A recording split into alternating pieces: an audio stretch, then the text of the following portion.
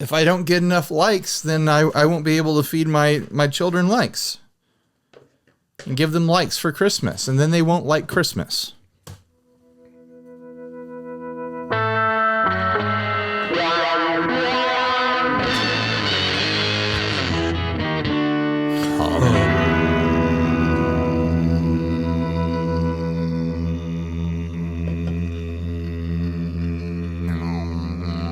Hey everyone, I'm Ryan. And I'm Steven. This is 60 Cycle Hum, the guitar buying, selling, trading, modding, fixing, breaking, reviewing, playing podcast. We got these matching shirts. 1391s. We got this. There we go. I knocked my headphones. You knocked them out? Oh, no, I fixed it. I just fixed it. Oh, okay, all right. But I had knocked out. That's why I was reaching over. I was telling the people at home, we were like, why is he reaching over there? Why is he touching on that cable? Yeah. Well, as we get into our topic, I'm going to pour this beer real quick. So Nita Strauss. Yeah, Get Offset already covered this, but we're going to cover it. A lot of people are going to cover it, but we're going to do our own takes. Boomers are losing their freaking minds. Nita Strauss is she is going to stop playing with Alice Cooper for a while. I don't think it was ever said like I'm never going to play with him again. Yeah. She's going to stop playing with him for a while, and she's going to go and play with, what's this person's name? Demi Lovato. Demi Lovato, some pop act. Is that how do you not know who Demi Lovato is? Have you never seen Camp Rock?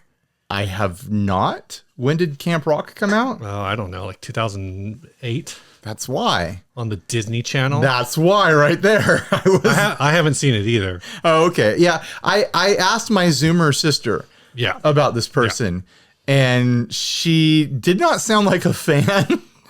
She didn't know who Alice Cooper was either, but she didn't sound like a fan of Demi. But it sounds like this person has plenty of fans. But anyways, I'm kind of surprised Nita Strauss is leaving Alice Cooper because I heard that guy knows how to party or what. Like, I kind of get. We're going to go through some comments here that I screen grabbed from her post on Facebook.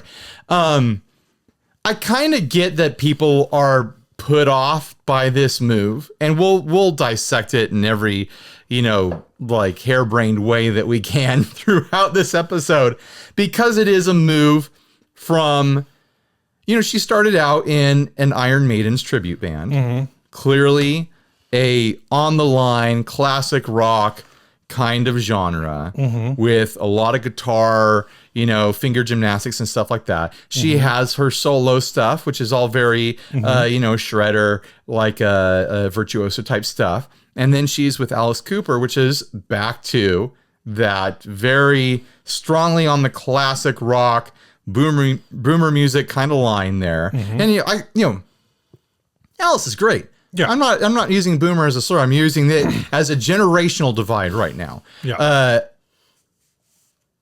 And then the move from that to pop music. I can get that a bunch of her fans are like, what is this? What's going on? Why are you doing this? You are abandoning us. Yeah. But I think there's some really practical ways to look at this.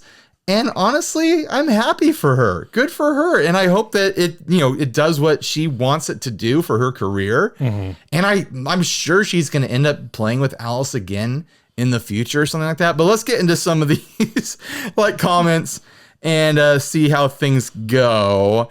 Someone said, oh, Mark Reiser. We know Mark, right? Or maybe I see him around so much that I just assume that we know him. Amazing watching your career progress. Demi is going harder, and you're the perfect shred for her new sound. 133 likes to that. Her new sound is kind of, it's like it sounds like kind of like early mid Paramore. It's that I've heard that pop punky. I looked her up and alt pop punky thing, right? And for what it's worth, it's. Oh, I keep saying her. I should say I know. I just caught myself on that too. If we've slipped on that, it's not an intentional misgendering thing or whatever. It is us sincerely slipping up. I've been meaning to work that back into rotation in my dialogue. Sincerely. So anyway, but we're going to try our best to not slip up on that. Demi Lovato has some older songs that are, because that was the whole thing, is all these Disney artists, your Miley Cyrus, Selena Gomez, Demi Lovato, they all had kind of like edgy, like stuff early on that was like bubblegum pop punk. Well, I looked Demi up. Mm-hmm. I'm just gonna call her by her name. I looked Demi up and I listened to a song and I was like, I didn't hear that, but I hear that she's going that Demi's going for a strong rock thing right now. Did you watch the video I sent you?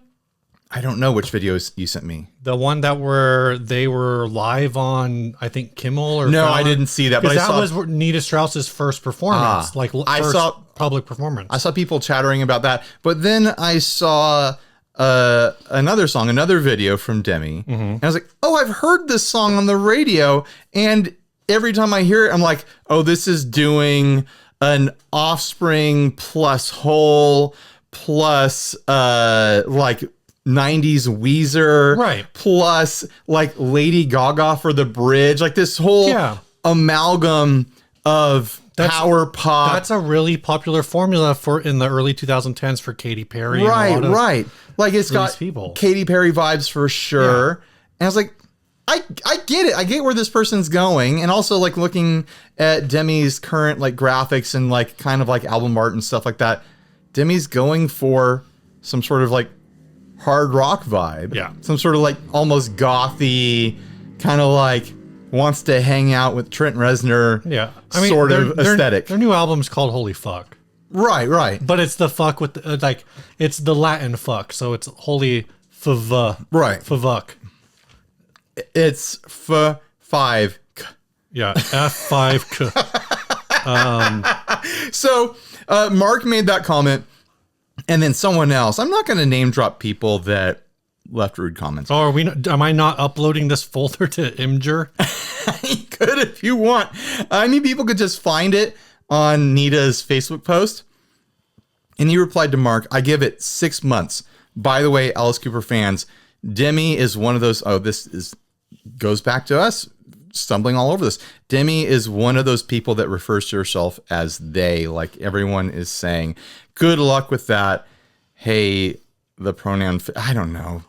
That's a crappy comment. Like we're stumbling all over it, but this person is sincerely like is that a pronoun? I don't know. This isn't a pronoun. It's like an indirect. It's like an direct indirect object noun. I don't think it's a pronoun. There are those of us that are doing our best and failing, and there are those of us it's funny in this world that like sincerely like wish harm against people and don't want to honor people's personal decisions. I told one of my coworkers today, I was like, we're going to talk about Demi Lovato on a podcast tonight. We're going to screw it up so bad. We did. And the next comment on here, this is kind of where I'm coming from on this. Okay. Y'all dissing Nita. All y'all dissing Nita. Just a little facts. Demi Lovato gets almost 30 million listeners a month on Spotify. Alice Cooper gets about 5 million. Do the math. That means a lot more recognition for Nita and more opportunities for her career future. She put in many years with AC. So wish her well or just be quiet. Get it, Nita. And the response to that was, how many of those 30 million listeners are going to hear Nita play on Spotify? Those songs are already recorded. Well, how many of those 5 million Alice Cooper listens? Right. I looked at the last 2 Alice Cooper albums. And I know that she is going to be on some newer recordings with him, or already has been. Well, she hasn't been on. She's on. Yeah, the last 2 albums that both came out while she was in his live band, and that's the key. She's in the touring band. Right. She's not in the studio band. So her recordings with him are live show recordings. They're not studio recordings. And how many of those 5 million listens are just schools out for summer being played over and over and over again? Yeah. How many of those 5 million listens are coming from the 134,000 or whatever public schools in the United States of America that are playing that song all at the same time on like June 14th? And how many of those 5 million listens are new artist discovery? And how many of that 30 million are new artist discovery, where someone's going to listen to a Demi Lovato song, and be like, wow, I like this a lot. I'm going to check out the rest of their stuff. They're going to listen to the whole thing. And then they're going to go to a live show. Like, that's new artist discovery. Yeah. Like, I don't want to make this sound like I'm disparaging Alice Cooper, but he's a legacy act. Yeah. And we just discussed this a little bit before pressing record. The people who are being exposed to Alice Cooper at a young age are the ones who are going to the shows with their parents. And Alice puts on an amazing show. It's a really fun rock show. So if you're taking your 14, 15-year-old teenager with you to an Alice Cooper show, of course they're going to have a good time. But are they going to discover that music on their own? It's great to bring kids to concerts that you like, to acts that you like, and have them discover and be concerts that they like too. Yeah. But in the natural environment, the natural dynamics of teenagers and kids learning about music, they're not discovering Alice Cooper very often on their own, is my guess. James, this guy says she'll be back. I bet she'll get tired of the bubble gum. Nita is too talented. I thought about this, and this is the other angle I have. I have several angles. We hit on one. This one, I'm sure there's lots of times this has happened, right? Whether it's Stevie Ray Vaughan playing with Michael Jackson or Eddie Van Halen playing with Michael Jackson. In the early 2000s, the big one that you would see live, like as the touring guitarist, was Nuno Betancourt from Extreme. Super talented. Right. I would need more than words to describe how good at guitar he is. But he was the touring guitarist with Rihanna. And so you would listen to her recordings, and this is what I think is going to happen with the Demi Lovato stuff, is the new album, Nita will play the songs probably as they are on the album, or pretty close to how they are on the album. But what Nuno brought to the Rihanna live tour is what I would speculate Nita's going to bring to the Demi Lovato live tour is, this part that was like a drum break or was like some weird little like poppy like instrumental break that didn't really go anywhere. That's going to be Shred City now. Right. Like she's going to have opportunities to showcase her own abilities to riff on a chord structure. Or like, it's a pop show. Yeah. Yeah, this happens in all sorts of shows. Any big production show, Demi decides, like, hey, this is the part of the show where I go backstage and do a costume change really quick, wardrobe change. Nita's out there shredding some riff. Yeah. For 3 minutes, dropping a solo while someone's, double kicking a bass drum or something like that. Yeah. Like, keeping the momentum going while other stuff is happening. I'm sure all sorts of stuff like that is going to happen. Yeah. Like Absolutely. there's a reason why she was selected. There's a reason why Nita, as a professional who has done an amazing job branding and marketing herself, by the way, like, it is a studyable thing to look at Nita Strauss's career. Like, this person knows how to brand themselves. This person knows how to make smart career decisions. This person's on a really smart, like, business path as far as being a professional musician. And not just being a professional musician, but being an entertainer across the board. And I really get the sense that she doesn't want to be the guitarist from a band or the guitarist in a band. She wants it to be, there's Nita Strauss. She's playing with someone. Yeah. But that's like, there's Nita Strauss. She is a brand. And Demi is buying that brand. Yeah, absolutely. Nita is a marketable product. She has turned herself into a marketable product, which is an extremely smart thing to do. And it's made her so marketable that pop acts want to hire that. Yeah, people are reading into this. I skipped a few comments. It's a good thing is what I'm saying. If you're a fan of rock and you're a fan of guitar work and stuff like that and guitar players, you need to look at this as a good thing that pop acts are reaching over the aisle into guitar heroism and saying, I want one of those. That's a good thing, and you should be celebrating it. Yeah. I skipped a few comments because this is one that I think is really interesting. Again, people really overreacting to this. This guy says, you left Alice Cooper and your own music for this, just lost a fan. Someone responded, who said she's giving up on her solo career? And if you were not her fan anymore for touring with the singer, you were never a fan. And then someone said she gave up her own music because she canceled her solo tour. There's some back and forth. And then Nita Strauss actually responds and says, tour, I canceled 6 shows over 5 months. There'll That's be plenty not a tour. There will be plenty of solo touring and the new record is still on its way. She's going to play 4, 8, 12. I don't know. This is probably 30 shows over the next. Yeah, a tour. I say shows, they're concerts over the next 4 months. A tour can be 6 shows for sure, but if a tour is 6 shows, it probably takes place in 2 weeks. If a tour is 6 shows in 5 months, that's just like, yeah, I'm gonna be. That's like if my job had me like going to visit like different manufacturing sites around the US, and I was like, hey, I'm gonna be in Logan, Utah doing a product inspection in 3 months.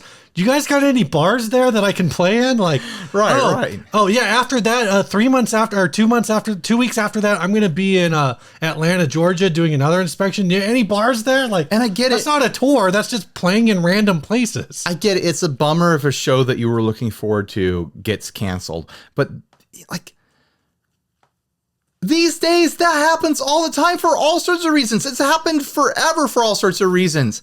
Like, you don't know, she could have just gotten sick when your show was going to come up and that you were holding tickets for. And then you would hold those tickets and hopefully Ticketmaster or whoever would honor your tickets next time she comes through, sort of thing. Yeah. Like, there's probably not even really, their tickets probably, I mean, I don't know. Do you think those tickets were even on sale yet? I have no idea. I have no idea. But like, the only reason people are getting upset about that is because she's going to play for a pop act. Yeah. Here's a comment. And it's like a rock, like what I heard, it's a rock centered pop act. Like, leave Alice Cooper. It's a band centered pop act. Like, it's got band instruments in it. It's not like she's going over and there's just going to be like sampled drums and DJ scratches going on and like synth parts. No, it's a full band. It's a full guitar sounding band. Like, what are we actually upset about? Yeah. Leave Alice Cooper for this kind of music. It's your call. I respect that, but I will never understand. I think this is a typo. I'm going to correct it. Sure. I thought it was a bigger, better project than Mr. Cooper. And someone replied, there's no bigger and better project than Alice Cooper in this world. Now, you can make the argument that it's not a better project, I guess, because better is subjective. We do not even have to argue that this person is wrong, that there's no bigger or better project in the world than playing guitar for Alice Cooper. Like Alice Cooper is, I don't want to sound like I'm dissing on Alice Cooper because I'm not. Like, he is an amazing showman and I like quite a bit of his music and I deeply respect him as a person in the industry. But he's not the biggest, best thing going around. He gets 5 million plays on Spotify. Yeah. He's going to Europe. I didn't look. I wish I could get 5 million plays on anything, by the way. Like, that's not me trying to belittle him, but like, compared to so many other things out there, like, Alice Cooper is smart enough to know that he's not the biggest and the best in this world. Why is this fan not smart enough to know that? When Alice Cooper comes to the Los Angeles area on his tour, he is playing at the Yamava Theater. Have you ever heard of the Yamava Theater? Never once in my life. It's in Highland. You know where Highland is? No. It's is that where the Highlander lives? No. It's around, it's north of San Bernardino. Okay. It's like around, I know where San Bernardino is. It's like is. between it's like San Bernardino, Redlands. It's just underneath the mountains there. When Demi Lovato brings their tour to Los Angeles, they're playing at the YouTube Theater, which is underneath SoFi Stadium in Inglewood. I think it's seats. I'm not familiar with those stadiums. Do you know where Inglewood is? I know where Inglewood is. But did those stadiums used to be called something else and now they're named after companies? That one's pretty new. Okay. Because it's the one that they just built for the LA Rams. All right. But YouTube Theater, that place seats 6,000. So literally when these two tours come through the LA area, first of all, Alice Cooper isn't even in LA. Alice Cooper's in San freaking Bernardino. Which is fine. It's cool, I guess. And the venue that Alice Cooper is at is half the size. Right.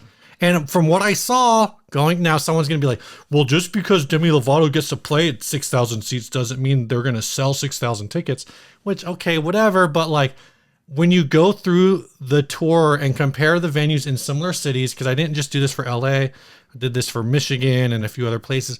consistently Alice Cooper is playing 2,500 to 3,500 seaters. Demi Lovato is playing 5,000 to 6,000. So you don't think there's not a financial benefit to that, to Nita Strauss? And she's not going to be making more money? It might not even be a financial benefit. It might be less money. Honestly, it might be. Like, Alice Cooper is well known for taking care of his people. It might be less money, but Nita's smart. Nita is smart. There is probably some notable benefit to this. Probably a very clear notable benefit to this. It might honestly just be getting her in position to have industry connections that are in the direction that she wants to go. Maybe with producers or record labels, or I don't know how the industry works. Yeah. But you know what I mean? There might be more to this than just, I'm going to play with this artist. I have a feeling she's looking forward into her career a decade or two. Yeah, trying to plan where she wants to end up. I think there's a lot of cool opportunities that present themselves from this. I think, you know, and I wouldn't be surprised. Again, it's like at least what they showed when they were on this. Again, I can't remember. I think it was Kimmel. It's like a 4-piece. So it's like Demi, bass player, drums, Nita Strauss. There's probably, I'm sure for the big stadium thing, there's going to be like extra guitarists and all this stuff. But it's a rock, like it's definitely like we talked about earlier. It's going to be a rock show. It's going to be its own thing.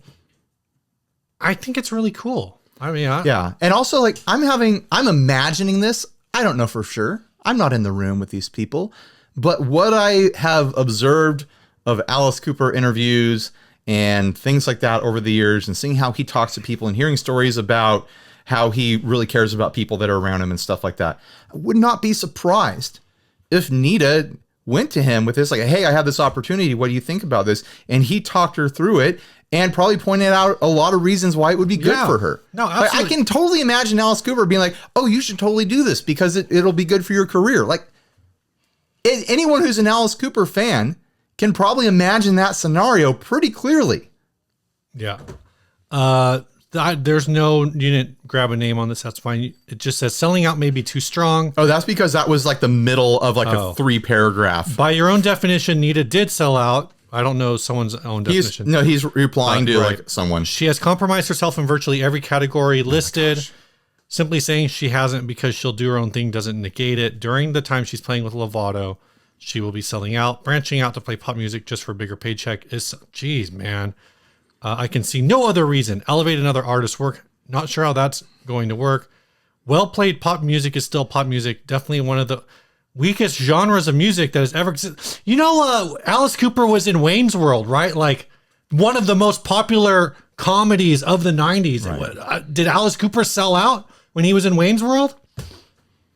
It's not like Alice Cooper is some independent underground band and Nita is selling out and abandoning fans of a precious scene that has nothing else going for it. Like maybe there's 3 bands in the scene and then one person is getting pulled out to be in some sort of Josie and the Pussycats sort of scenario. You know, like she's a professional musician who has been a hired gun for a legacy act. And I mean that in a sincerely like appreciative way. They have a legacy. Alice Cooper has a legacy. Throw out a really, so it's not like Nita Strauss was there to help write the songs that made everyone love Alice Cooper. Someone said, and the end of this comment is, there is of course one way that that what she's doing wouldn't be selling out. She may actually be a fan of Demi Lovato's music.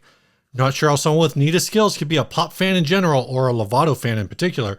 But hey, stranger things have happened. You know how dumb this is? This is the equivalent of saying, I don't know how someone who works out as much as Nita Strauss could be a fan of ice cream in general, or what are the drumsticks in particular. But hey, stranger things have happened. And hey, we all know Nita Strauss is a big fan of drumsticks. Nita Strauss loves ice cream. I know this because I filmed a video with her and she ate ice cream during it. Yeah. And then after that video was done filming, I walked up to the cafeteria at Toman, and you know who was there? Nita Strauss. Nita Strauss. And you know what she was doing? Getting ice cream? Eating one more ice cream after having just eaten an ice cream 20 minutes earlier while making a video with me. That's right. She had 2 ice creams in an hour. Yeah. She loves ice cream. So someone in here, I guess, kind of tried to rebut. And who doesn't, right? What I can't commented earlier, where said someone said you can't mean kind of like when Eddie Van Halen played for Michael Jackson, and their comment was, again, didn't tour with them, but their previous comment was, it's going to be very sad seeing Nita relegated to just a background musician. I don't get it. Again, we don't know. You don't know. Like, the tour isn't going yet, and you're not going to go. So I guess you're not going to find out. What I will say, going back to Nuno with Rihanna, one of the reasons I knew about that is because when they performed, I think it was the Grammys or MTV Video Music Awards, some big like music awards show, Nuno was up there front and center next to Rihanna. Right. Like, he's not just in the backing band up in the beginning. It's like when you have a star or a superstar and you also have a star or superstar musician, you don't put the musician up in the rafters. They're down also, on the stage with you. I saw a lot of comments about it was Jimmy Kimmel that I think so, that she was on. I should just look this up because we've questioned this like 9 times. Right. So when you're on Jimmy Kimmel or something like that, it's Jimmy Kimmel. It's a talk show format. Yeah. They're not doing their stage show. And they can't do the normal things they do during their stage show. And every single time you see like a band, with exception of like a few like 90s alt rock bands or something like that, especially a pop band, when it's a one-off song for a talk show, of course the singer is going to be front and center and be the main focus of the 3 cameras in the studio. They're not doing a full rock show. They're doing a song, and it's meant to promote the singer whose name is the name of the entire act. Like judging what Nita is going to be doing with Demi by a freaking talk show performance. Yeah. When was the last time Alice Cooper performed? I'm just kidding. The talk show circuit's kind of weird, so I don't. Right. Like, it's always a kind of different performance on a talk show than you would get at a concert. I think it's pretty reasonable to realize that. It's so easy to get angry at these, not angry, but like point out the holes in these people's arguments. And I get that they probably feel abandoned or whatever. Like, metal fans tend to get very sensitive about pretty much everything. Yeah. So they're a very touchy breed of people, and they don't like things going from metal to outside of metal. It's kind of I've been thinking about this for a while. Metal's kind of a musical dead end in a way. And Alice Cooper, is that even metal? But I think because it's shock rock because metal? Nita is metal, I think that association gets made. Like, metal people, like, tell me if I'm wrong. Does metal lead outside of metal to any other form of music, or is metal a dead end? I don't even understand this question. So, like, I'm into surf, right? Okay, where does surf lead? Because of being into surf, I branched out and got into Bakersfield country, and you get into rockabilly stuff, and then you get into kind of like West Coast jazz, and that starts splintering off all sorts of other directions. Like most genres, you get into alt rock, and maybe you fall in love with, like, They Might Be Giants or something that leads you down into like a line that splits into novelty and folk music. I mean, and now you're like splintering off. Like, I don't know if metal people are ending up in metal and then splitting out into new things. It kind of feels like people wind up in metal or lead their way into metal, and they legitimately love it, but then they form a shell around themselves, and all that they will accept is metal. I think that's just a people, though. I don't think that has anything to do with the music. Do you think that's just a thing that people do? I think it's just people who are like assholes who want to like get pissed off about this kind of stuff. Sure. Because think about this. Like, I could say, and like, the people who are about to like argue with what I just said, before you tell me like, oh, I listen to metal and I listen to this, do you listen to the thing that isn't metal because of metal? Did it lead you there? Is what I'm asking. So what I would say is I think you could make a progression to go from like a Meshuggah or some kind of like talked about it a couple weeks ago. You start with Metallica, and then you get into like more technical metal, and so you end up in like a Dream Theater space. So you go from radio metal to technical metal? Like you go from like you go from radio metal to like a people are still writing us like about that. I know, Dream Theater or like a Meshuggah or whatever, and then maybe that takes you into Periphery or Animals as Leaders or Some more like prog, something more proggy, and then that takes you into This Town Needs Guns, minus the bear, where it's this highly technical, but it's less metal. And then that takes you to American Football, and all of a sudden you're listening to emo. Do you think, okay, guys, confirm or deny, did you wind up listening to emo by way of metal? I want to hear. I think a lot of guys ended up I think there's a lot of people who were listening to like going to a metal show, and like a band like, I don't know, Blindside or Under Oath was opening, and then they were like, oh, that band's cool. And so then later they go to an Under Oath show, but now Under Oath is opening for like My Chemical Romance, and like, oh, I guess that band's cool too. And so then they end up listening to pop punk. Okay. Eventually, like a couple more, Like in my head, I'm just saying, like the idea, like, oh, I'm listening to metal and this genre doesn't go anywhere. Like maybe you're listening to metal, and then I think metal just leads to more metal. Then you're listening to Limp Bizkit, and then you're listening to Kid Rock, and now you're listening to country. Now you're listening to Leonard Skinner. Is Black Sabbath, like, what if you're going through the history of metal? You're listening to Black Sabbath, then you're listening to the Deep Purple, and then you're listening to the Yardbirds. Sure. And then you're listening to the Beatles. Then you're listening to Elvis. Steve doesn't agree with my theory at all. It's just so restrictive, and I think it's. But that's what I see when I see like, I don't think metal culture. I think the culture might be restrictive, but the music itself isn't. It's more about like people inside the scene being like gatekeeper and being like, oh, you listen to Disturbed, poser. I was thinking along the lines like a counter argument to my own theory is that like metal could lead to neoclassical, which leads to classical, which then could lead to a spider web of things off of that. I'm just saying, I think you could say that, like, you could definitely make this exact same argument, which you would probably not, this would not bother you that you could make the same argument. You can make the exact same argument for pop punk. If you're going to say metal is a dead end genre, then I would say pop punk is also a dead end genre. Oh no, I don't think pop punk is a dead end genre, because pop punk leads into various emo and screamos and things like that.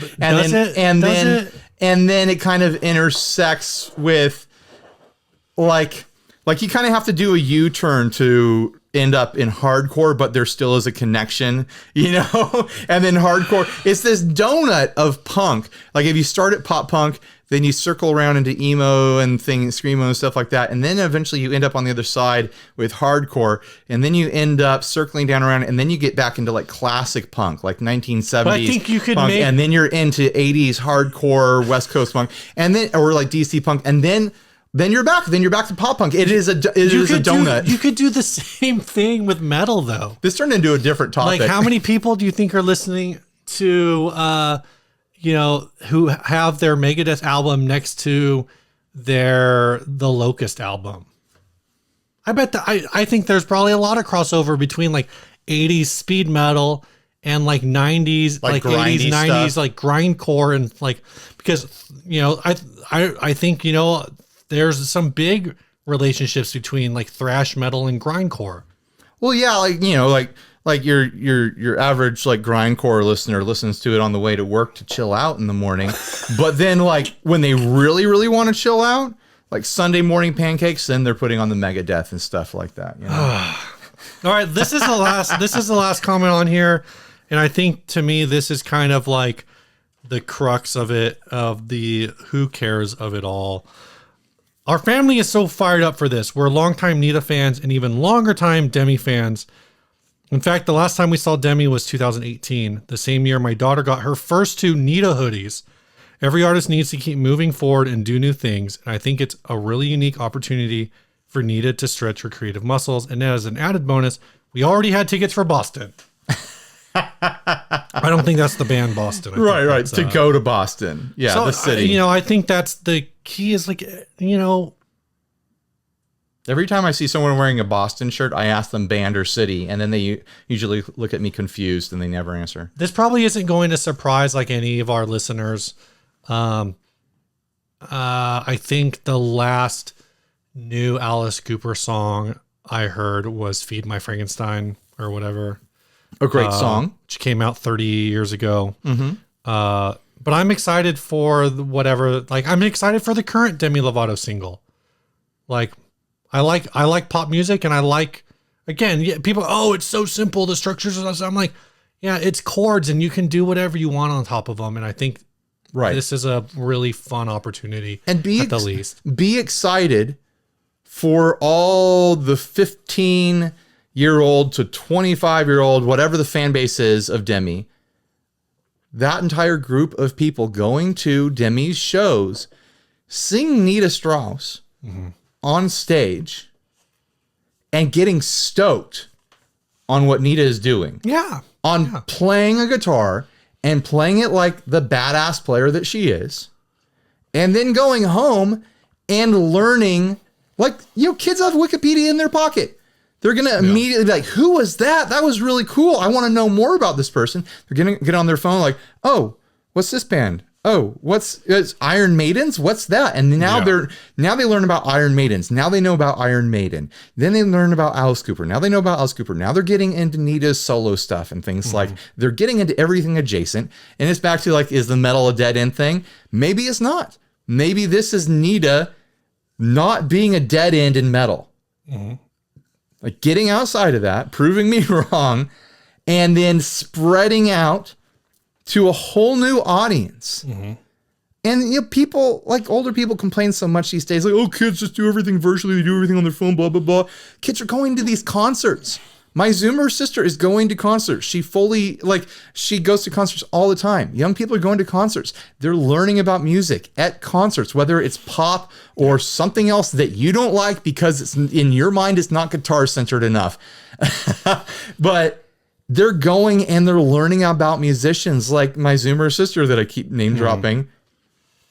She knows the names. I like how you keep referring to her as your Zoomer sister to provide context to the audience. She knows about musicians in the acts that she appreciates. Yeah. She knows there's that guitarist and they helped this, the singer with their song because I watched a thing about them or whatever. They learn about this stuff and the fans of this music become fans of other music through it. So just don't be dumb and old and boring. Be smart and old and cool. You can still be old. You get to keep one thing. All right, I'm going to put this last thing. Yeah, put a button on it. My last thing. The song School's Out for Summer by Alice Cooper. Alice Cooper is credited as the primary songwriter on that, along with four other people who I think were just all part of Alice Cooper's band. For whatever it's worth, which to a lot of people probably isn't anything, Demi Lovato is still credited as the number one songwriter on a lot of their songs. I guess they have one more songwriter assistant than Alice Cooper does. Okay. So you can't make that argument. Yeah. I think there's a big assumption that this person makes pop music, so they're just a talent. Their only talent is singing the notes that somebody tells them to sing, that they're not actually putting in any work on their own. Some of the most talented musicians you and I have ever personally known, and you probably think of the same people that I am right now, are big into pop. There's a huge pool of amazing talent in pop. It's rewarding to them in a different way, but they are just as capable, if not more capable, than your average musician, despite them being into pop. Whatever baggage that, we've got, this is a guitar show, a guitar channel. We have guitar fans. I know what so many of you are thinking about pop, and you need to open your mind and realize how much of the rock stuff you love is pop. Yeah, there's just so many. There's just that so word many doesn't angles. mean what you think it means. If you're thinking very specific situations, it does. But there's those situations in rock as well, and in like punk and in metal. Like there's those situations in every single genre that you don't like and that you do like, and that spectrum is in every single genre. So just get over it. That's my rant. All right. Well, this episode is brought to you by... And Nita Strauss isn't your girlfriend. She didn't break up with you. And she'll probably come back. I think she really likes playing with Alice Cooper. She wants to try something new. It's fine. Yeah. Like, jeez, chill out. Are you worried that you're gonna die before she plays with Alice Cooper again? Be honest. That's what's gonna happen. I think you're gonna make it. I'm going to change up our order a little bit. Right. This week's episode is brought to you by Stringjoy, new sponsor. Not new sponsor, returning sponsor. Returning from a long, long time ago sponsor. They supported us very early on, and so we're already familiar with their product. They made me a couple custom sets for my Hallmark, which is hiding back there, because I had a very specific issue. Mm-hmm. I was having the ball ends break off in the trim on the G string, I think, and I was like, I'm having trouble. It's either grinding or just the motion causes it to unwind. And he's like, well, I'm going to make you this custom set with a G string that won't unwind. Very cool. He sent me 2 sets of them.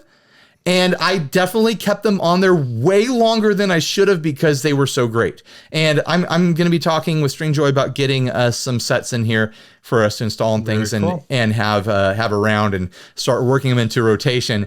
But the customization through Stringjoy is like a huge deal. And honestly, we went and checked their prices earlier today. Yeah. And I always assumed like, oh, this is like premium stuff.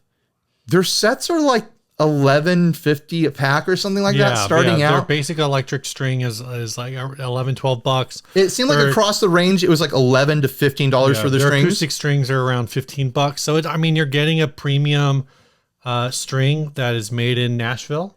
Yeah, and they have their own machines, and it's not an OEM where they ordered a bunch of spools and they're just tucking them into bags and mailing them to you or something like that. No, they have the machinery there. I think the way it works is that they do a test wind to program the machine, and then when they get a good one by hand, then the machine knows how to do it. Yeah, something like over and over and over again. So they're programming the machines to do them that they want to do. They're manufacturing their own strings. And they have a fully customizable set sort of thing on their website. You can go in and make if you want wild combinations. You can go off the shelf with a lot of brands and get light top, heavy bottom, but maybe you want heavy top, light bottom. Maybe you want heavy medium. Yeah, who knows? You want light top, heavy medium. Pick your own strings. Medium bottom. You could literally go like every other like heavy string, light string, heavy string, light string, heavy string, light string, and hopscotch it for some weird reason. Yeah. Like I was looking at it like I need to come up with something wild to do with this. So use the link down below. Did we have a tracking link for that? We'll figure that out. We'll have a specific link, I'm sure. And then we're also sponsored this week by Demonic Machines. Demonic Machines. Check this out. You might have seen this on the internet getting passed around. Well, we have one. Yeah, it's the homunculus. And I just filmed it today as of us recording right now. And I had a lot of fun with it. It's a Klon. It's a Klon cologne here. But on the front, it's a little silly, guys. On the front, it says, it's not like I can just go buy an authentic one for a reasonable price, Bill. Get it? Because Klons are so expensive. Yeah. Even KTRs are expensive. Do you know what the name of this is, Steve? It's the homunculus. No, it's the HTR. It's the HTR. The homunculus is a different one. Right, Which one's the homunculus? I don't remember. But it also has a bunch of extra switching things here. I really like it on the germanium with the low end boosted. So Ryan, what is this disgusting thing? I forgot the name of it already. The Alla Barista Katana. It is a nasty like filter sculpting rat. This is you thought I was going to say fuzz? Well, it's kind of a fuzzy rat. Go back and watch my video. Steve is holding the mold. Called The Mold. Go check them out. Demonic Machines. They're local to us. Don't forget, Tone is in the signal. All right. And before we go back to our normal show here, I do want to do a little housekeeping and thank for joining us at the £4 level, Matt Good, and at the $10 level, Joshua Molinite. We're doing that. We're not there yet, man. We're not going to be there for a while. What? I thought we were getting close. No, we got to do an ad first. Oh, okay. Do we really? All right. Yeah, we got to do an ad. If you want to help support the show like these folks have, we want to hear your name and we do housekeeping. Head on over to patreon.com/60cyclehumcast, where for as little as $1 a month, you or can as assist. Much as $1 billion a month. What if somebody went in and they're like, I was going to do a $2 billion, Ryan, but you said it only as much as $1 billion. Split it into 2 payments so it's easier for me to give one to Steve. Why is it any harder? Because if I get $2 billion sent to me, then we need to get legal stuff involved. Like they can cut a check for me, they can cut a check for you. I just let the bank take care of it. Steve, that'll split us up. We'll get into legal battles for 1,000 years. If I get in $2 billion and any of that money disappears into fees and bank like things and stuff like that, you'd be like, no, I won't sell for less than 1 million even. And then you and I are at our throats. We're at each other's throats for the rest of our lives. PayPal's going to take their cut. A never-ending feud. I don't want that with you, Steve. Oh my gosh. Yeah, oh my gosh, don't PayPal us $2 billion. Yeah. Unless you're Elon. No, I mean, sorry, Patreon's going to take their cut of, of 10% or whatever. So we're really only going to be splitting $1.8 billion. This ad was from Reddit. It's from your wife's boyfriend. Who says, can I play the Gilmore solo to Running Up a Hill on this? And you said, can I have the link to this ad? Which Keith_OB, aka your wife's boyfriend, said, absolutely. How come he... Okay, it's because I didn't upvote him. I was like, how come I have 1 vote and he doesn't have any? I didn't upvote him. Now I feel bad. This is a Harmony H15 Silhouette / Bobcat on Reverb for $625. This is a really good looking guitar, but the guitar is cool, I guess, but have you seen the case? It looks like the guitar. I love this and I want this for me.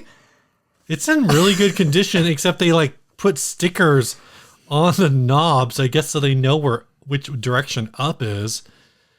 Oh man, this is a really... Are the stickers? Oh, I feel like they're just they're just locking in their favorite setting. So like, if they're all lined up, then I have my favorite setting. Yes. Anyway, the case is ridiculous. The case is you know how like usually you have the anxiety of like, I'm going to put this nice guitar in this case, but I don't want it to be like, the case that's branded for that brand, because then I don't want people to know what's in it. And I don't, like it'll be less tempting for a thief or something like that. I kind of like... Is that a thing that goes through your head? Maybe it's just an anxiety that I have. Maybe there's a thing that, no, your case is painted so people know exactly what's in there. And it's like a full-on just artistic painting of the guitar that waits inside. Like, I really love that as a concept, and I kind of want to do it. Do you have I'm sure you got I heard you have a bunch of hard cases behind this wall. I would do that because the Hallmark needs like a fairly unique case, or like the Nutter has its own case. The Nutter needs its own case. Yeah. Painting the Nutter on the side of its case, and it has like the silver Tolex. I could do, like some kind of grayscale sort of thing, like of the Nutter guitar on the side. I might have to do this. It's a very silly, stupid, fun, beautiful idea. The one thing I hate about this is like they were really committed to the bit, but apparently they could not paint in cursive. This looks like the type of thing that would end up on the wall of a House of Blues. It's like, here's this like Southern outsider art. Yeah. Here's some folk art for you. Like, it's very, very folk arty in the way that its imperfection is 100% sincere and perfect. There's no part of this where I'm like, this is some artist trying to look old school and like trying to like do like a little kid painting. No, this is a sincere attempt by someone to make art without being trained in the arts. And that is beautiful. You don't need to be trained. No, I don't want that. I don't want people to think I'm saying you need to be trained in the arts. You absolutely do not. And this is proof. This is beautiful and sincere I like how and honest. You love this artwork so much that you didn't actually get the description of the guitar. I don't even care about the guitar. I only care about the case. Tell me what I'm missing, Steve. I did notice that the bridge looks different than I would expect. I think that is an after, because that's a Rickenbacker bridge without the kever. If you say so, I wouldn't know. Or a variation on a Rickenbacker bridge, because it's meant to have 4 posts and it's missing one of them. I'm not very knowledgeable on Rickenbacker, Ryan. Okay. I've never played one. Well, I can tell you're not. I played one when I was like 13. Steve, I can tell you're not very familiar with those guitars, that brand, because you completely mispronounced the name. It's pronounced Rickenbacker. Steve. Steve doesn't know how to pronounce Rickenbacker. You've been on a guitar podcast with me for 8.5 years and you don't know how to pronounce Rickenbacker. This is a Steve Martin bit, dude. I'm going to delete all our episodes because none of them count now. Oh, man. You want to open some mail? I do. Someone sent us a guitar-shaped box. Steve thinks he knows who it is. Steve is going to get the knife faster than me. Don't stab me, Steve. This is what you get for making fun of my pronunciation of Rickenbacker. This was in our UPS box. And I honestly, I opened up the little box with the key, and I flipped it open, and I blacked out, and then I ended up standing in front of the UPS store. No, they give not you remembering how I got it. They give you a little piece of paper, and they say, "Come get this from us." How did this come out of that little box? All right. It's in a hard case. In a hard case. It's in a hard case. Ugh. I hate this. The suspense is killing me. I'm not feeling any suspense. Steve thinks he knows exactly what it is. I don't know exactly what it is. I think you're right though. We think it's a Zoué. Zoué. Is it Zoué or Zouai? I forgot. It's pronounced Zoué. Hold on. Is it pronounced? You don't know. You don't know Yellow Card though. Sorry. Oh, damn it. Because I was going to say, is it pronounced... Yep, never mind. Zoué from... Never. Okay. All right. Hold on. You have a letter. Dear 60 Cycle Hum, we at Zouai USA wanted to send you this custom-built guitars. Congratulations on 100,000 followers. This is quite an accomplishment, especially in... the genre of guitars and gear. We hope you cherish this instrument as a sign of this accomplishment. But more importantly, we hope you play the shit out of it. We know what a POS our Chinese warehouse sent you, and we wanted to show you the opposite end of the spectrum. You asked us to contact you when products are made and shipped from our USA shop, and this is our first venture in the area. This guitar is part of our new Zoué USA custom series. These start at $499 and are all under $900. In a world where so much is the same, we're doing something different. Each is one of a kind and are designed, finished, and assembled in the USA. The raw parts are sent from our factories overseas, where we handcraft them into affordable, extremely playable guitars. We focus on playability, tone, and affordability. Things like exact 1 degree neck angles, level smooth frets, stable Floyd Rose trim, quality hand-wired pickups, and alpha pots. Esports concentric volume pots for precise pickup blending. The top volume controls the front pickup, and the bottom and the back. Simply turn one all the way down to shut it off. These are covered in 5 coats of hot wax. I'm actually really interested in this. They do a hot wax finish, which I don't think if I've seen this on a guitar, I didn't know about it, which is not only 100% eco-friendly, it's cost-effective, allows the wood to actually vibrate more and sustain like it should. These will relic at a much faster rate. So not for everyone who wants to wait, not everyone wants to wait 30 years to age their guitar. It has a smell to it. There's a lot of things in here that I'm picking up green tea and like orange rind.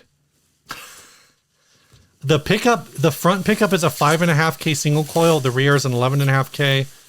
This is a great combo allowing for unlimited tonal capabilities, especially with combined with the concentric pots. This is something we think only Zuway USA is doing. It really has gotten amazing feedback in the shop. These come complete. Oh, that's cool. It's wood burned in there. I guess we have to keep it.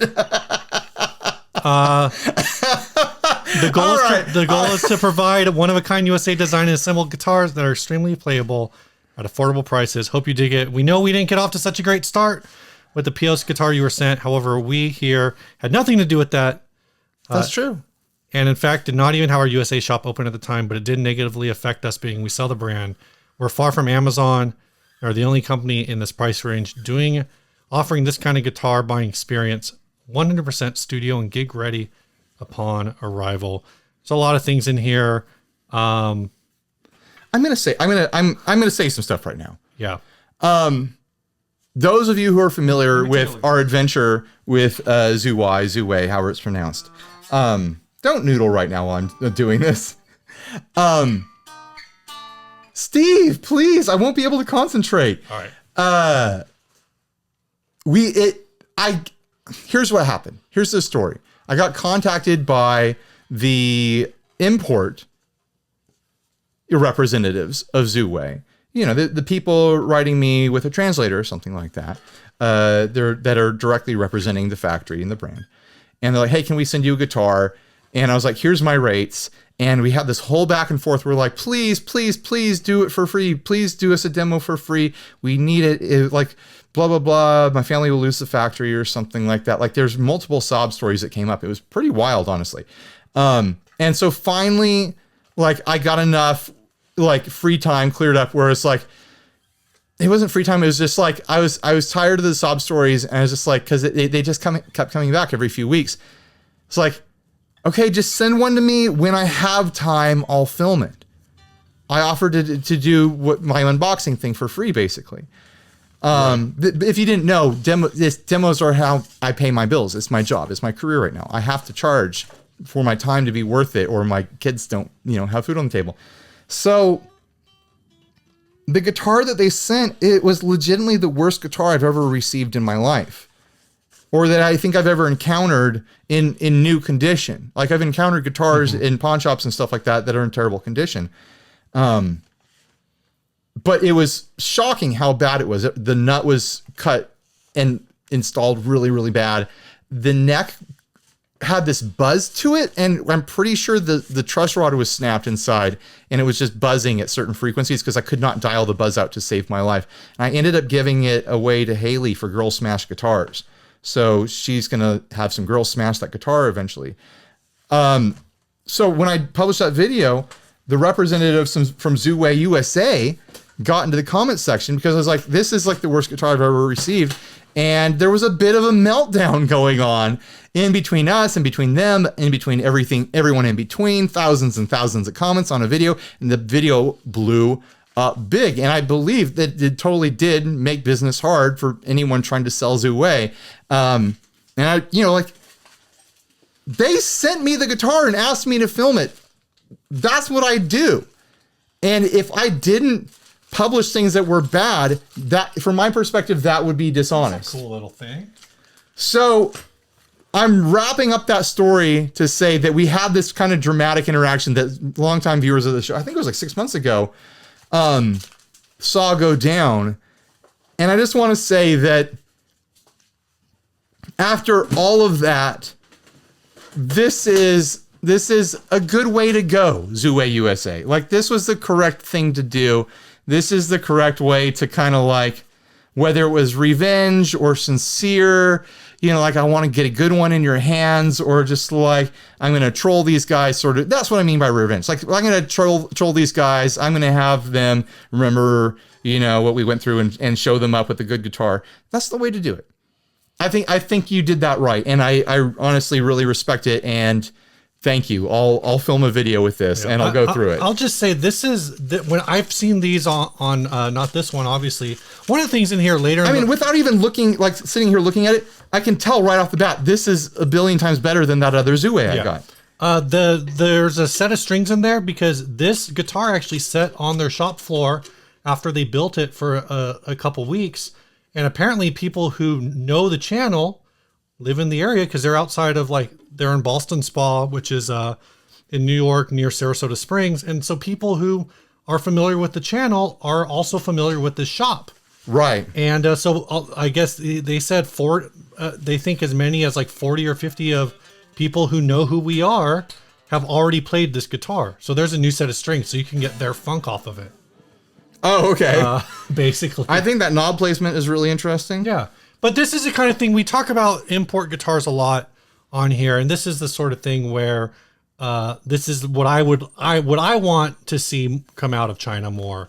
Kind of unique takes on things. Yeah, you could be what's the word I'm looking for? You could be reductive and say, well, it's just a HS Strat, right? Sure. But it's a take on a Strat that it's not trying isn't really a thing. It's not trying to be a Strat. It's not trying to clone anything specific. It's kind of going back to this. It's definitely harkening back to a super Strat in 80s sort of a vibe, but then doing this wax clear finish is really cool. It feels really interesting. A kind of Gretschy covered humbucker. Yeah. I know it's not going to be a Filtertron or anything like that, but it has a different cover on it. There's some unique qualities here. I'm excited to get to know this guitar and film a little video on it. So thanks, Wei. Thanks for, thanks for being cool. This is cool. I appreciate this. After all this time, I honestly thought we all forgot about each other sort of thing. And yeah, I appreciate it. We were a little worried that we were going to be oh, great, it wouldn't blah, blah, blah. And no, I actually feel really positive about this interaction right now. Cool. Yeah. All right, man. We're already in an hour. Yeah, we can do it. Let's do it. Sponsors. Let's do 2 more sponsors. Oh, yeah. This show's also brought to you by Big Ear Pedals. That's right. They make pie. They make this slice of a pie. So I was telling Steve this story. I had this on my board for a really long time. Mm-hmm. And my 4-year-old daughter, almost 4-year-old daughter, saw it on there all the time and always thought it was awesome. And then I swapped it out to play at church to try something different, a different fuzz. How dare I? Yeah. At church a week or so back. And my daughter noticed, when I played, she came up to the stage after church and was like, "Where's the pizza pedal, Dad?" Mm-hmm. I was like, "Oh, I had to swap it out. I wanted to try a different pedal." And she was she pouted about it. Today she came in the garage, saw my pedal board, and saw that I hadn't put it back on there. And she started trying to pull the other pedal off. And I was like, "What are you trying to do?" She's like, "Help me pull it off." I'm like, "Why?" It's for the pizza pedal. She knows exactly where it goes on the board and she wants to see it there. So go get lined up with a Big Ear slice of pie or any other pedal from Big Ear Pedals. Mm-hmm. Your children will love your pedal board for it. And that's all any of us want, right? Or you could go over to Chase Bliss, other sponsor. We've got a full sponsorship. 4 slots filled in this episode, Steve. It's a beautiful thing. Real quick, because okay. I'm sure people are gonna. We were waiting for the motorcycle. That a car? That was a motorcycle. Oh. Yeah. I know a lot of people have said, Big Ear's been kind of silent on socials. They're moving. They're more than moving. They moved, but their house isn't finished being built yet. So Grant messaged me. He says, "Hey, let people know they've already built 54 orders, ready to ship. The problem is they're stuck in a U-Haul. Grant is living in his car with his cat in his in-laws' driveway, basically, in Karen's parents' driveway. He sleeps in the car because he wants to make sure no one steals his stuff because the freaking builder for his home hasn't finished building it yet. How long is that going to take? I don't know. It's a whole crapshoot. But that's the deal. So get on their list. They're going to follow them on every social media. Yeah. Grant hasn't Big Ear Pedals isn't done. They're not out of business. They're not taking your money and running. They're ready to ship. They just need an address to ship from. Exactly. So hold tight. Get on that mailing list. All right. Chase Bliss Audio. Right. Longtime sponsor of the podcast. You want to treat yourself? Christmas is coming up eventually, no matter when you're watching this. It could be January 1st. You're like, man, Christmas is coming up quick. Tell everyone. and your friends, your family group, your boss, your secretary, whoever you work with, everyone you work with, tell them which Chase Bliss pedal is on your Christmas list. This is your Christmas reminder in July, guys. Tell them. Maybe they'll get it for you. You never know. Put that out into the universe. Just start telling people out loud, I really want a Chase Bliss Audio Therme. And people will be like, why did you just say that? Like you're at the doctor's office. Yeah. It's just what I want. Like, try that. Try manifesting Chase Bliss audio pedals in your life. Maybe your spouse or your parents or whatever is like, hey, can you build me a wish list for Christmas for you? You know what? That wish list is already built. It's called chaseblisssaudio.com. Put together a dream board for your corporate business meeting that you're going to have. Mm-hmm. Put that together. Work Chase Bliss into it. Like, oh, we need to work on our national shipping infrastructure and blah, blah, blah. This part of the budget is toast. Don't even get me started on it. But do you guys know about The Habit? This is my dream board for the company. Let's get this all together. The Habit is on there. This company as a whole needs to know about The Habit. I'm just saying, make it happen in your life. This ad was sent by Daniel Esporma. It sure was, Steve. It's a GOB. Jetson's Tele is what you called it. There's no description anywhere of this. Did I not get the screen grab of the description? No, you did not. Oh, well, I think maybe I completely screwed that up. Is it in the I think it's in the group. The call out? Man, I must have totally screwed that up. Because it was a Reverb listing and it was like $600. Okay. And the guy had a ton of information on it, and it's an assembled guitar. It's not a constructed guitar. Oh, okay. But it sounds like this guy does cool builds, and this is one of them. I don't want to complain about this too much, because early on in the channel, Eastwood sent us 2 airlines. Well, he sent me 2 airlines, and they sent that Eastwood bass. My biggest issue with the airlines, I really love those guitars, and I sold them after years and years, and I still regret that sometimes. The only thing I didn't like about those guitars was the rubber bumper around the body, because the strap would catch on it and make like a squeaky noise sometimes. And it was a little bit uncomfortable when your skin would contact it and stuff. That was pretty rare though. I really like this flat top Tele take, but it's not flat top, but it's like wood edged, raw wood coming through the paint take on an airline body. I think Eastwood should be doing this. GOB USA parts caster, Jetson Telecaster, thin skin with bootstrap USA pickups. If you've been following my build, there's a bunch of description here. Eastwood does Revolta, right? I think so. Or it's one of the Nova brands or you know what I'm talking about. Yeah, I think it's Revolta. I think it's Revolta. Riviola. And they do those super thin metallic finishes over sandblasted wood. They should carry over some of those finishes to Eastwood and do this kind of wood slab take on an airline. This is a really cool setup. I think it's cool. The only thing I don't like about it is that the guitar is painted blue instead of gold. If that was gold metallic paint on that wood grain, I think it's really cool. Is all I'm gonna say. The 5-way switch is has fixed or cocked wah tone option. So 2 of the positions are they call it a fixed wah tone. It's a thing. I don't know how they do it. I think there's just an inductor in the circuit or something. Mm-hmm. So you get it's a wiring thing. That's a really cool feature though.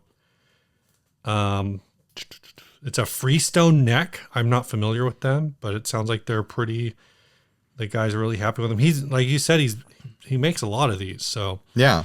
And like you said, it's $649 plus $85 shipping on Reverb. So the weirdest thing to me is it looks like the fretboard is has a clear finish on it, like clear coated. Yeah. It's kind of like a Rickenbacker sort of thing. Maybe it's just really clean. Maybe he just oiled it. Yeah. I think that's what it is. I think he just oiled it before he took that photo. I like this. I like it too. I don't really love the Jetson body, I guess, but I love the Jetson body. No, I think it's really great. I kind of want to look at the other guys' other stuff now. So everyone rush over to Reverb and look at this guy. Maybe I'll think to put a link in the description. All right. Another ad, or do we have another thing? Let's do the last ad. All right. This is a John and when we go long, I always feel like, great, this episode is going to be an hour and 40 minutes long, but we're going to make it. Yeah. We're only at 110 right now. John Entwistle Firebird project. Note, the reds in this pick of the base came out funky, but it looks normal in person. This started out as a Dean John Entwistle signature import base, but I decided to do a bunch of mods. Problem was that I was retired from playing live shortly after I started working on it, and I'm getting divorced, downsizing, and just don't have the time or ability to finish it. Once someone finishes it, it will be a killer, distinctive base.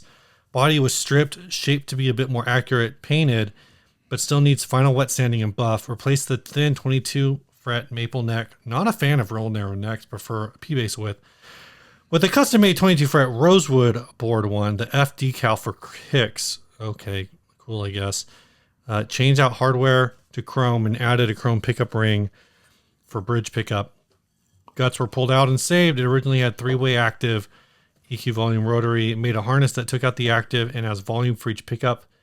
The 2 chrome dome knobs and 3 mini neural knobs are master volume, tone. I'm still surprised you can't pronounce. Yeah, needs a nut. You can see what they originally looked like. Mine after I changed the necks, and also what one of John's looked like. Also red. Not interested in trades, obviously. Cash only. I didn't grab a screenshot of what it looked like originally. I'm so mixed on this overall. You know what my first question is? What? Did I make this? If I had this, I could form a full band with my Fender necks on Gibson bodies collection.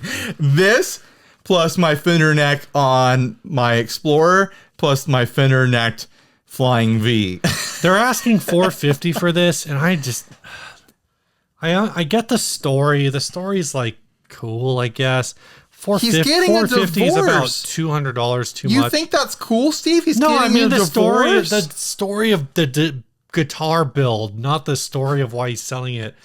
I forgot to say earlier. What if we're drinking Juicifer from Gnarly Barley? Oh, that's Brewing what we drank Company. earlier. Yeah. Thanks for saying. No, it was good. It was great. Yeah, no, I enjoyed it. Thanks, Ian. What if this guitar Okay. was the straw that broke the camel's back?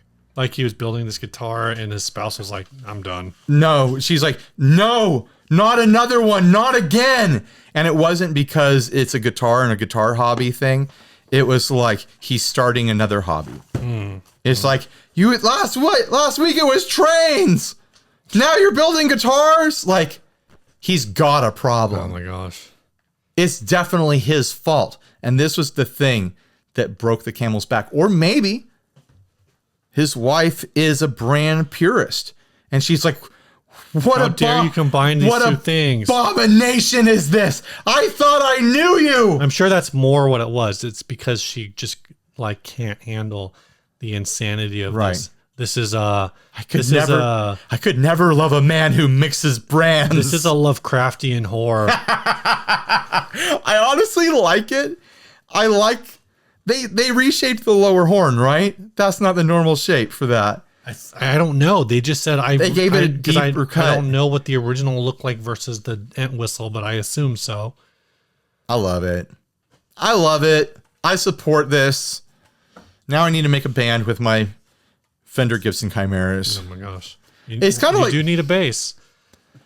The stupid thing, here's the stupid thing. That I keep doing with these Fender necks on Gibson bodies. It's the worst. Why don't you ever put a Gibson neck on a Fender body? It's the worst body with a good neck. Like Fender has the best, most comfortable ergonomic bodies, and I keep throwing these horribly unergonomic bodies at Fender necks. I'm trying to see if none of them are out here, huh? What? No, the Explorer's out in the kitchen, and I keep the V up in the office. As you should. It is an abomination. It's beautiful, though. It's a lot of fun to look at. I just don't want to play it. This week's song was sent by Rev Blue. He says, you played a tune of mine a few weeks ago. My kids were geeked about it. Absolutely okay if you already have things scheduled, but Father's Day is around the corner. And I actually have a tune on my channel that is a hip-hop sort of backing track my son made for me to play over. So it's a father-son duo. If you wanted a theme tune, again, no pressure expectations. Well, that's good because this song is going to a belated Father's Day. Everyone go call your dad if that's a thing that you're still on speaking terms with your dad. I almost thought you were going to say go hug your dad. And I was like, is Steve going to recommend for everyone to go hug their dad right now? I thought about it. I could tell you, I could read your mind. I was like, maybe that's far, far away. This is Steve, are we psychically connected? Bluegubrious featuring Blue Jr. The song's called Blue Falcon. Blue Falcon in the night. Little doggy, close your eyes.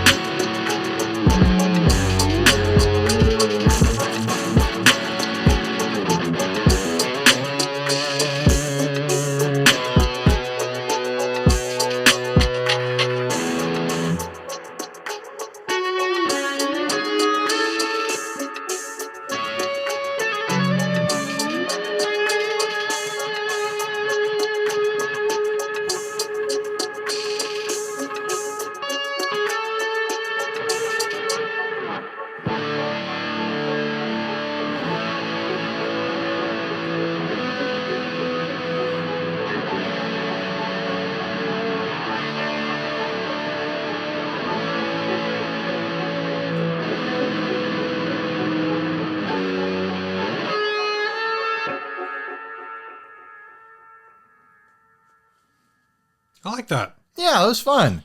It was fun little like home jam over that loop, or not a loop, like a what do you call that? A song? Yeah, a song? A beat, a beat. But there was more than a beat to it, right? Like a jam track. Is that what you would call that? I don't know.